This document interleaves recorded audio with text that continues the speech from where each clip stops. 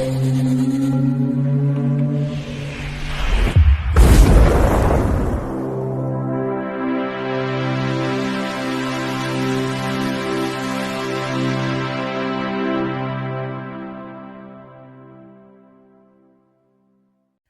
Bayek, it's me Ian. And in today's video, well, I'm continuing my look at the first season of The X-Files. And this is episode 23, Roland, from 1994. Now before this, we had Born Again, and the next episode, which is the season finale, is the Erlenmeyer Flask. Now, this was transmitted on the 6th of May, 1994 on the Fox network, and on the 2nd of March, 1995 in the UK on BBC Two, it was transmitted. Now, it's written by Chris Rupenthal, who wrote the second season episode called 3. And he's got a whole career of TV series in his script writing, lots of them. Now, it's directed by David Nutter. Yes, David Nutter, we've come across him quite a bit. He directed Ice, this is in the first season, Beyond the Sea, Lazarus, Shapes, and Tombs. And then in the second season, he directed Little Green Men, Blood, 3, Firewalker, Irresistible. And then in the third season, which is in 1995, Clyde Bruckman's Final Repose, Too Shy, Nice, and Revelations.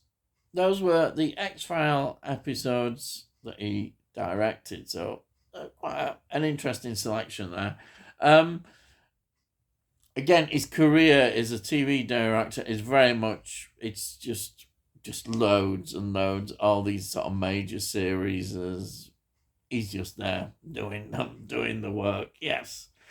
Now, this music again is by, who else? Mark Snow, very recognisable. The locations, this is not very much in terms of locations. It's very studio bound, really. There are just a little bit in Vancouver that we see. But again, as I have to say, I always say this, it all looks fantastic. There's always that wonderful look, even within the studio. It's a great look. But yeah, there's not as much as we have been used to in this. And also, I think it's important to say that this story is also a standalone story. It's not part of the wider alien mythology story, which we get into. And say this is now leading to the climax, which my next review will be the season finale. Okay, so let's have a look at the cast. We've got David Duchovny again as Fox Mulder. Then we've got Gillian Anderson playing Dana Scully. Then we have got Zeljko Ivanek, who plays Roland Fuller. He's the janitor. Also, Dr. Arthur Grable. So I think it's important to point out that this is a great performance. It really is. And they're extremely pleased with this performance that he gives. Now, films that he's been involved in, there's some interesting ones. Courage Under Fire, 1996.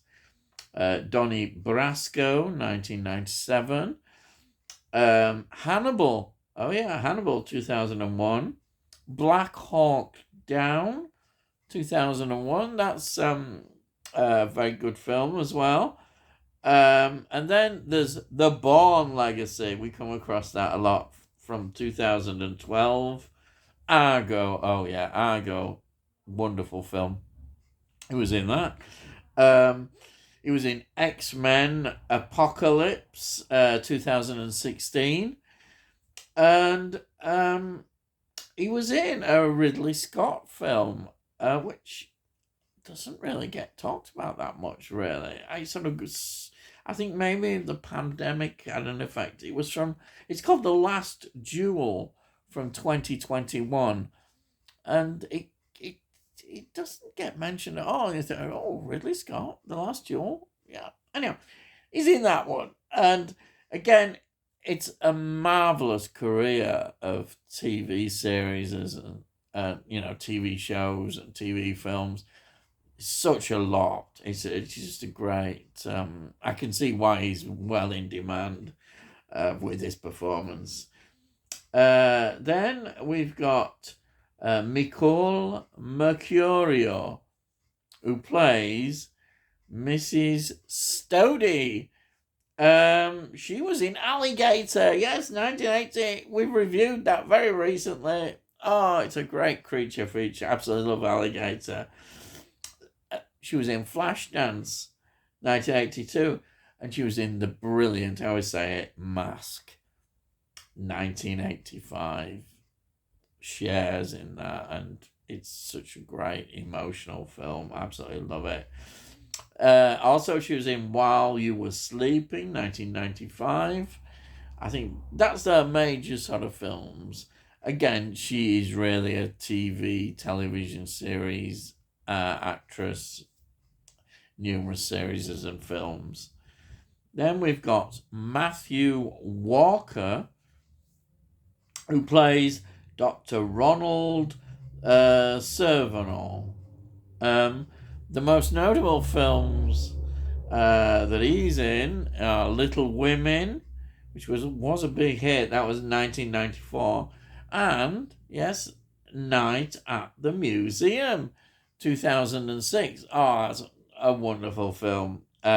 He was in that. And then a lot of TV series and TV films. I keep saying it and I'll repeat it, but yes, those are the main actors I'd like to mention. So you're saying, what's it all about? Well, the story, Mulder and Scully are really investigating a series of murders at an aerospace testing facility in this wind tunnel, really great set piece to see the wind tunnel.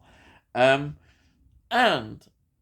it's quite clear, it seems, that connected to all this is a mentally disabled janitor.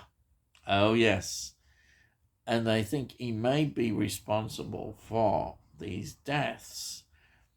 And also, they start, as they unravel the story about this janitor, and they see all sorts of also autistic behavior as well, with numbers. They see that he's very much into numbers and very good with numbers.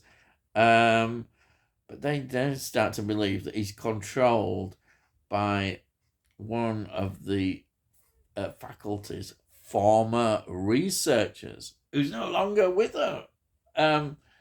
But then they find out that he was taken into a cryogenic facility. Because they couldn't find any trace about his body. So he's there waiting for medical technology to improve to maybe come back to life. So that's another interesting angle. And so the story is really unraveling what is the story. I think it is, to be honest, pretty predictable what you're going to get in this. In some ways, A lot of pointing it out. There's very similar, sort of in tone and some of the ideas, and in what we saw in Born Again. If you remember Born Again, that was the previous episode. So we have that kind of connection. In truth, you wouldn't put this as one of the standout episodes. It's good. There's, the acting, particularly from Zeljko Ivanek as Roland, is absolutely brilliant. It really is. In fact, if there wasn't that there, you would definitely not rate this episode as highly.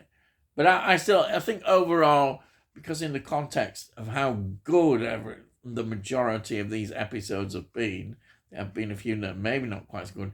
This, unfortunately, is one that is maybe not quite so good, but it is well worth watching because it's Mulder and Scully being brilliant again, and the performance, as I say, of this actor who plays this janitor is absolutely fantastic. It really elevates the whole thing. So, as a story, I think it does work well, though it may feel not quite as, I don't know, have that extra bit to it.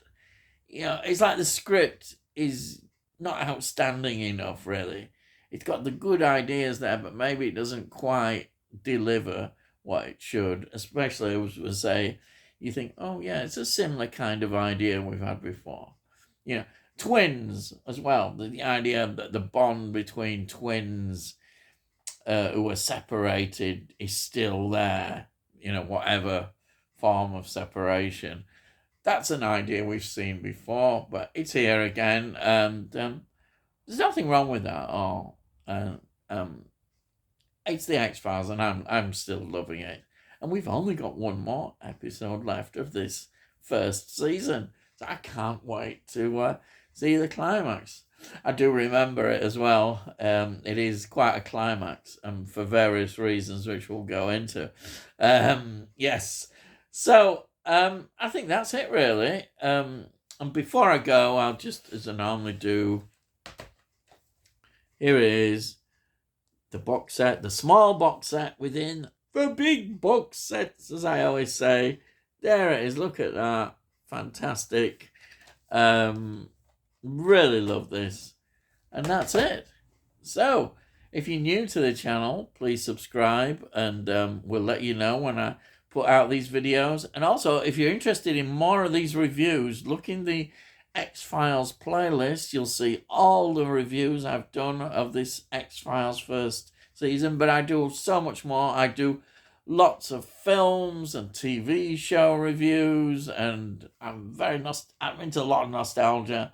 Also a bit of music as well. If you're interested in music, I do a bit of that. But I'm sure you might find something. I'm probably sure. But if you like this video, please give it a like, because it gets it out onto YouTube, and then other people might enjoy it. Oh, well, perhaps they won't. I don't know. But if you've got any comments as well, please put your comments down. I love to read your comments, and I'll always answer them. And that's it, really. Yes, that's it. So all I've got to say is, I'll see thee again.